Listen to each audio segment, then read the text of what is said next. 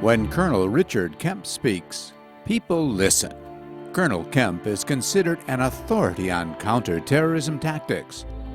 He was the commander of the British forces in Afghanistan. He also fought in Iraq, South Asia, the Balkans, and Northern Ireland.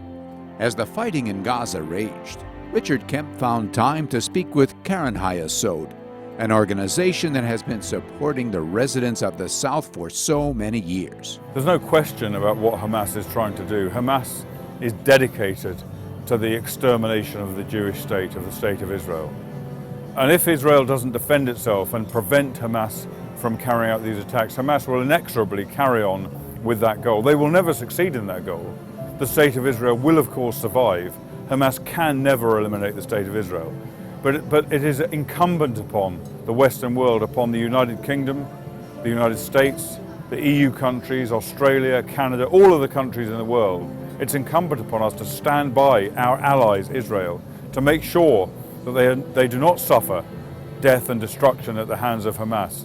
It's not just a question of the fight of Israel, it's a question of the survival and the fight of the Western world against international jihad, which is a scourge that threatens each and every one of us. During the lead up to the Goldstone report in 2009, it was Richard Kemp who went to the UN Human Rights Council and spoke to the nations of the world. Mr. President, based on my knowledge and experience, I can say this. During Operation Cast Lead, the Israeli Defense Forces did more to safeguard the rights of civilians in a combat zone than any other army in the history of warfare. He didn't say that because he was working for the state of Israel or working with Jewish organizations. He said that because he believed it.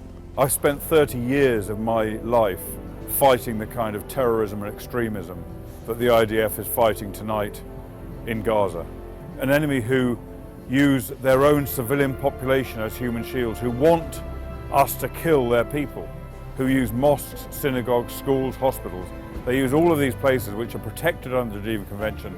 They use all of these places as military sites to attack Israeli forces from, to carry out, to store weapons. And as a consequence, I can understand, I can see why the Israelis operate as they do. And British soldiers, if you speak to virtually any British soldier, serving or retired, he will understand what the Israelis do. He will admire what the Israeli soldiers do, and he will support it because he has done the same thing himself. He has fought these people who use 14-year-old boys to throw grenades at their soldiers in the hope that either they will hesitate because they don't want to shoot a boy. Richard Kemp speaks about the unique moral compass of Israel's soldiers, which guides them through the battlefields and back. And I spoke to one young Israeli soldier who was no more than about 19 years of age. He said to me, preserving the life of innocent civilians was more important to him than his own life. You don't find that among very many soldiers. But if you ask me whether I'm pro-Israel or not, I am pro-Israel. I'm pro-Israel, I'm pro-America, I'm pro-Britain, I'm pro-France. And if you ask me whether I'm anti-Hamas, of course I'm anti-Hamas. Hamas is a prescribed terrorist group. I'm anti the Taliban, I'm anti-Al-Qaeda.